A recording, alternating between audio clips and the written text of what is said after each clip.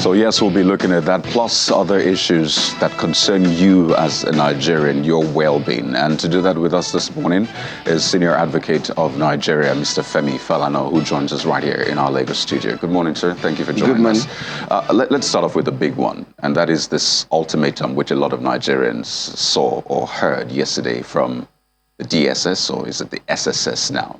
They had a meeting with major stakeholders in the petroleum sector, and afterwards, they issued a 48-hour ultimatum for them to make fuel available to Nigerians. I think we're in the first 24 hours now. For me, I don't think I've ever seen the DSS or the SSS make such pronouncements regarding the fuel situation. So the question is, from the law's perspective, the law that establishes the SSS, is this out of the ordinary? Is this out of place for the DSS to make such pronouncement regarding the fuel situation, which it says is now affecting internal security? The State Security Service does not operate under the law in Nigeria. It does its own thing. And there's nobody to call the agency to order. The business of supplying fuel to all parts of Nigeria is that of the NNPC. If the NNPC is failing to carry out its duties, the government has a duty, right? The government is obliged to call the officials to order. And if possible, if they're not performing, relieve them of their responsibilities. But you know, every year, once it is at the end of the year, towards Christmas, there must be artificial supply of fuel. The ultimatum will not work, because there is no sanction for impunity in Nigeria. You think some people will take the DSS for a ride? And no, they will know that it's just, you know, but an empty threat. What's security because threat? Nobody is going to be arrested and prosecuted. To teach a lesson, the other day, some fuel was brought to Nigeria. Toxic fuel was brought to Nigeria. Oh, the government promised we're going to deal with them. It will never happen again. Was anybody arrested? Was anybody prosecuted? It's the same thing. Because they know the people behind it. It's like oil theft. They know them. But what security threat could the DSS be referring to in this case? A security threat is economic sabotage. I mean, if people cannot get fuel, you have long queues in filling stations. There can be serious security problems, which I won't want to mention here. You know, there can be serious security problems. So I can understand the worry. But what the State Security Service should do, not DSS. It is not a department of state security. It's not a department of the presidency. It's State Security Service for all of us. So that body is required to submit reports to the government. Oh, this problem may lead to insecurity. What can we do very quick? Because it's a secret agency. But you're looking at the laws that establish the government SSS. would then have to take a decision. How do we get the police to move to those filling stations? So you think it's the police, the role of the police? No, it's the internal security of our country. It's the role of the police. Okay, so let's tick this, the checklist. So indeed, they can actually make this pronouncement. No, there's no provision for it. But in the law that established the SSS, it says that the State Security Service shall be charged with responsibility for the prevention and detection within Nigeria of any crime against the internal security of Nigeria. Yes. And you've agreed that indeed this can exacerbate insecurity. Once you identify a threat to internal security, the report will be sent to the appropriate agencies of the government. And they will then tell the police, there is a problem. Because we're not under the military, we're under a civilian. Isn't this a prevention mechanism? Because it says clearly the prevention of any crime within Nigeria. Yes, you have to link up with other agencies that are relevant. All the security agencies, there is a threat. So they've gone outside their jurisdiction to address marketers directly? No, you cannot directly. We must run this country in line with the provisions of the law. That is an act, a decree made by the military. But now we have the Constitution, Section 214. Section 215 has imposed a duty on the police to maintain the internal security of our country. If the police cannot maintain adequate internal security, the president is empowered even to bring the military. So this agency is a secret agency required to submit reports. We fear that there will be a threat to the security of Nigeria. So, and the president would then take appropriate action. But we can't run a country where everybody does his own thing. What I suspect, at least from this, is, I mean, in terms of prevention and detection, perhaps there's a crime. As you've said, that you might not want to mention some of these issues on air. The state security goes around arresting people. Under what power? Under what power? What the law requires. It's like CIA and FBI. You have got information that somebody is threatening the security of Nigeria. Somebody is going to blow up a building. You will call the police, arrest, and take the person to court to prosecute. The State Security Service goes around arresting people for alleged terrorist act. It's not one of the organizations listed in the Terrorism Prevention Act. I know this goes back to, pardon me. And then you tell the DSS, and they say, no, human rights people are, we're going to deal with them. Right. I know this ties back to a lot of issues with the DSS, but I know for the average Nigerian out there, seeing the end result that this might yield, which is perhaps eventual supply of petrol, maybe it might be acceptable to them, but you believe that even in spite of that, the DSS is no, going it won't work. I'm saying it will not work. So what would you like to see happen then? Who should be taking up this case, at least, so that we can have petrol? The president is the Minister of Petroleum Resources. What if he approved and this? that's why I'm headed. Why this loud silence over the months during fuel scarcity? Please, you must from the Minister of State, from the Minister of Petroleum himself, and from the NNPC. No explanations that, independent marketers or even the average Nigerian can hold on to. Dysfunctional system. The government, the NNPC has come out to say, if we remove subsidy, fuel will sell for 400 naira or thereabout, at least in interim. So they're also preparing to increase fuel price. It's for Nigerians to get used. It's an experiment that is going on. But it's now becoming embarrassing. And it could lead to security threat. That is why, Is this experiment deliberate hardship released on Nigerians? So the Nigerians are used to it. And people will say, even if they're going to sell it at 300 or 400 naira once it is available. That's the plan. That's the plan. In 2012, during that famous But now, elections are around the corner. Right. The ruling party has to pretend, that we're addressing this problem.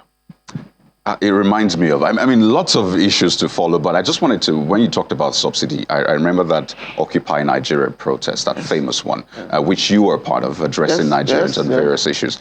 And I recall one of those addresses, you likened the removal of subsidy to, the removal of the little welfare which Nigerians now have access to, because you said clearly the Constitution says the government is responsible for the security and welfare of its citizens. You said, well, security was out of it. But this little welfare now that people are enjoying, they now want to remove it. Do you still hold that view, that removal of subsidy is still that removal of the welfare, the little welfare, which Nigerians have access to? For sure. For sure. You have just been told now that between January and June, almost now, we could not meet our OPEC quota. So billions of dollars have been stolen by well-known oil thieves, local and international thieves, including the oil companies. The government knows them. Now, you see there is no money. This regime went to the National Assembly this year to say, for subsidy in 2022, we're going to spend 443 billion naira. By July, the government rushed to the National Assembly. It is now 4 trillion. On what? And here, I said it before, the Controller General of Customs, Colonel Hamid Ali, retired, went to the National Assembly to say that these figures are fake. The Minister of State, Petroleum Resources, Mr. Tempre Silva, said is a criminal enterprise. Nobody has challenged these two highly placed government officials. So what is going on? It's no longer subsidy for the poor. It's now subsidy for smugglers and criminal elements. So to be clear, you are not against subsidy removal. You are just against the handling of subsidy. I'm totally against subsidy removal. So but there's no basis for it. There's no country in the world that does not subsidize the poor. The United States of America spent $2.6 trillion during COVID-19 pandemic on cash transfer to the needy, the poor. That's the hotbed of capitalism. Senior advocates, there's no country. If we went by what you're saying now, that means the theft is going on two fronts: subsidy, and of course, fuel importation. Fuel importation. Oh yes, and then fuel smuggling. Oil theft. Oh yes. So if this oil theft, fuel theft. So if this theft is going on two fronts, why do you still think that subsidy should remain? The duty of the government is to combat theft from the root. And we are telling the government, just like they are doing now, they've gone to hire a private organization. Can you help us? And the revelations are simply amazing. That you have some pipelines where crude oil has been smuggled for 9 years. And Shell says we are not aware. And you believe that? I wondered what then your reaction would be. So the government is enriching, and that is the basis of poverty in our country. Inequality. So if subsidy cannot be guaranteed not to be theft, why aren't you advocating for total removal of subsidy? No, I can never. You know why? I am saying Section 14 of the Constitution, it's not my own making, provides that the security and welfare of the people shall be the primary purpose of the government. So the government has to take care of the welfare of the people and ensure that in providing subsidy for the needy, you do not enrich criminals as it is going on now. It's the duty of the government. And that is why you have a government in place to deal with those who are committing crimes, economic crimes, and other types of crime. And that's what is going on in our country. Some will say the government wants to say, because smugglers are taking fuel out of Nigeria, therefore we are going to stop it. It's illogical. You're going to create more poverty in our country. 133 million people are said to be living below poverty level in our country. That's the official figure by MBS. The figure is much higher. Okay. So what the government should be doing is, how do we combat poverty? Right. How do we eliminate inequality in our society? We'll get into that point, really, because it's a big one. But regarding this fuel subsidy matter and all of that, some will wonder then, should the DSS also get involved? Maybe the DSS can make a headway. Where they should get involved, right, is to conduct discrete investigation. It's not about threats. And arrest those who are promoting artificial scarcity. Arrest them. When I appreciate what they are doing is when they have been arrested and they are arraigned. But when you just issue a threat, it won't work. Because the people know that the government will not really go after them. How do you think, or what do you recommend such that subsidy can remain, but then the funds would guarantee the welfare of the people, in terms of reduction of the price of fuel? The National Assembly, with profound respect, has failed to ask for details. They carry out all manners of investigations all the time on fuel supply, fuel subsidy, and the rest of them. At the end of the day, when the budget is presented, details are not given. You are simply told, this is a supplementary budget, increasing fuel subsidy from 443 to 4 trillion. What are the details? Daily, how much fuel do we consume? The Comptroller General of Customs has said, no, NNPC is lying by saying that it's 68 million. At a stage, NNPC said it was 102 million liters per day. Whereas the petroleum, DPR, Department of Petroleum Resources, said it was 32 5.8 million liters. So which of these figures are we dealing with? And by the way, why should a government, it is after 7 years in office, 7 years in office, be importing fuel into Nigeria? How? It was General Muhammadu Buhari as a Minister of Petroleum Resources in Nigeria. It was under his tenure that 3 refineries were built. And when he was coming back, when he was campaigning, he said, we build them.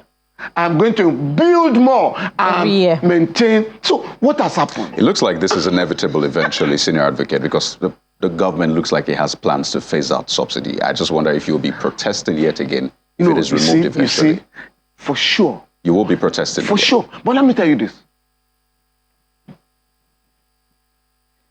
The government has an alternative, which it was forced to adopt, but has abandoned it quietly. What's that? Which is that there is an alternative to PMS, which is CNG, compressed natural gas. This government, in September 2020, the Minister of State, Petroleum Resources, announced that we have accepted CNG. I was involved in that campaign for 5 years. We have accepted it. Once we're able to install machines, once we're able to convert PMS to CNG tanks in our vehicles, fuel will sell at 90 naira. You can Google. I think the challenge is the cost of conversion let me finish. Of the vehicles. No. And the central bank. It's a major one. No, listen. The central bank made available or announced that 250 billion naira have been earmarked for the conversion. Nobody has informed Nigerians why the conversion has not taken place. I know between Edo State and Lagos, we have not less than 5,000 vehicles that have been converted from PMS to CNG. The personal cost or from the CBN's provision? Yeah. In Nigeria, is it personal cost or CBN provision? Of personally owned cars? No. That is being given out by the government because we are trying to look for alternatives. Also, the government is indeed following through. Oh, yes. But it was a policy of the government to be funded by the central bank.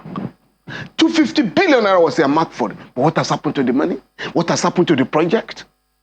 By now, right? Because there are vehicles, in different parts of the world, in Africa now, that are on CNG. In Cote d'Ivoire here, it doesn't have oil. Not less than 10,000 vehicles now are on CNG. In Nigeria, in South Africa, and many other African countries. People are moving from PMN to CNG, but we are not ready. The government simply is not prepared. Oh, they're not moving as fast as they ought to on this one. They are not moving at all. To relieve the people of their enormous burden. And speaking of the people, Senior Advocate, we've talked about how perhaps this petrol scarcity can exacerbate insecurity. Maybe that's why the SSS is moving in. And then now the poverty situation in the country, and then the effect on insecurity is also a bigger one as well. The president recently talked about how, some states, and he has seen this, he even talked about an example, how state governors pocket funds of local governments. But before that, the Minister of State for Budget and National Planning, when responding to issues about how they're ending hardship, talking about the minister himself, said that, looks like states are not doing their part of this deal well. So those are two major allegations against states. First, from the Minister of State, from the president. There are also questions about what happened to the derivation funds, and as you were saying, Bukola, the ecological funds as well. And specifically for what the president said, do you agree with him that that still happens? State governors still pocketing the funds of local governments. So forget the Executive Order 10, the NFRU guidelines, and the eventual court pronouncement on it. Is that still a thing today? With profound respect, when I listened to the president, I was telling my wife that our president is speaking like Sarah or Hida or Leopard, any of the NGOs. Because this, I mean, you attend programs of these organizations, particularly Sarah. It issues reports to reveal enormous, or monumental fraud all over the place. So when the president does that, it's worrisome. Because the president is empowered to stop illegal diversion of funds. So the president cannot give the impression that is surplus. I know a governor. When 100 million naira is allocated to a local government, it takes 50 million. So what have you done about that governor? Is he above the law? But how can the president actually do that? This regime, the APC-led government, has majority of the state government. So it's an indictment on the APC? Of course. So what have you done as the leader of your party? Is it a program of your party? What have you done to call them to... Again, this is where the State Security Service comes in. You say the president is empowered. In every local government, you have state security officials. Every local government. The ICPC, EFCC may be just about 5,000 staff. Are they working, are they collaborating with the EFCC to stop the criminal diversion of local government funds? But I also believe, and this is, we're having discussion at the level of the human rights community, that we are now saying it's not enough for the president to verbalize on diversion of local government funds. All of us have a duty, and you must also help. The National Assembly is the only body, that discusses the budget of any government in Nigeria. No House of Assembly debates the budget presented by the governor. No local government today has a budget. None. No, we've seen the House of Assembly actually debates. When you say that the president is empowered to stop it, is it via an executive bill? And if he were even to issue an executive bill, what would be its place under the Constitution? There are agencies of the government, particularly the ICPC and the EFCC. The government ought to have made the information available to them. Please, can you act on this and stop the looting of local government funds? But the president cannot give the impression that is separate for the Minister of National Plan. Again, we must not allow this blaming, we must not allow the government, the federal government and the state government, to engage in blame game? Yeah, this blame game. And I've read the positions of the federal government and the positions of the state government, and I simply laugh. Because neither side is addressing the causes of poverty in our country, which is the implementation of neoliberal policies, economic policies, retrenchment of workers, privatization or sale of public assets in the country,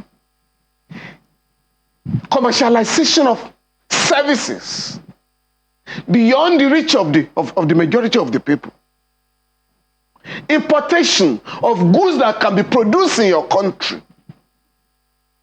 dollarization of the economy. These are the causes of poverty in Nigeria. But what you are told, lack of access to education, lack of access to health, why is there lack of access to education? So those are the indicators of maybe whether you're poor or not. That's the multidimensional nature. Yeah, no, they're not addressing the root cause.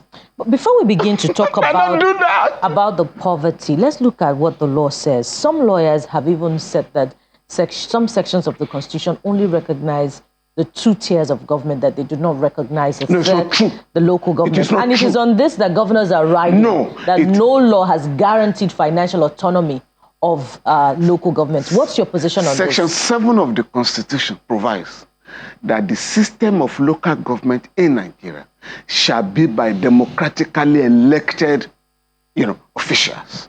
That section also imposes a duty on the houses of assembly of each state to make laws to provide for the administration, the finance, and others. Section 162 of their same constitution, that those lawyers conveniently ignore, provides that the three tiers of government, federal, state, and local government council, shall be allocated money every month. That shall be statutory allocations as defined by the Revenue Allocation Formula, Act. So to say that, the Constitution does not recognize the autonomy of local government is bonkun. It's not there. It's not true. It does recognize it. What some people are advocating is that local government should be merged with state government so that we have two tiers of government. But that is what the law should be, as opposed to what the law is. As of today, the Constitution recognizes three tiers of government. So if the administration and finance under the Constitution has been guaranteed by the state assemblies, is that where the problem is? Because the state assemblies themselves are appendages of governors. No, the state assemblies have made laws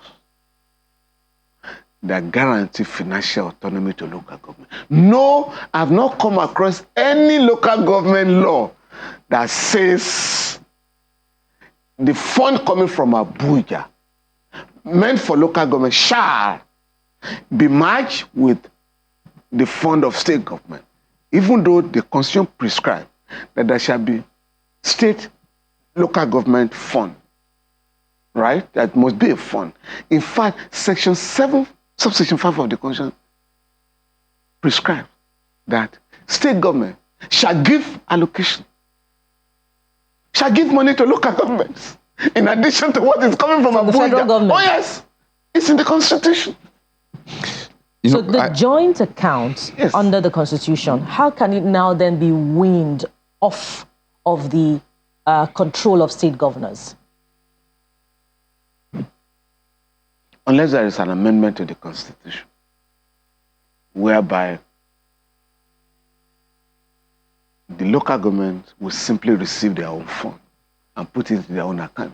That's where the NFIU, the suit won by the NFIU against the governors comes in. Why isn't it having any bearing? No, what that policy which was adopted by the court was saying was that I think the NFIU tried to put some guidelines. Some guidelines. Yeah, a limit. But what can be claimed, what can be taken. Speaking of what the president can do, because this started off from the president, and you thought that maybe he could have done more. Remember the Executive Order 10, which was given, which was then challenged in court. I think it was on February 11 that the Supreme Court in a split decision spoke particularly to the jurisdiction of the president. So really, when you say the president could have done more or should have done more, what more? No, what the Supreme Court was saying is that it's illegal to yank off money meant for state government from Abuja. That the president does not have such a power. And what the law was saying, for us to guarantee the autonomy of local governments and the judiciary, money are budgeted for them by state laws, appropriation law, will be taken from Abuja, from the source. The Supreme Court said no.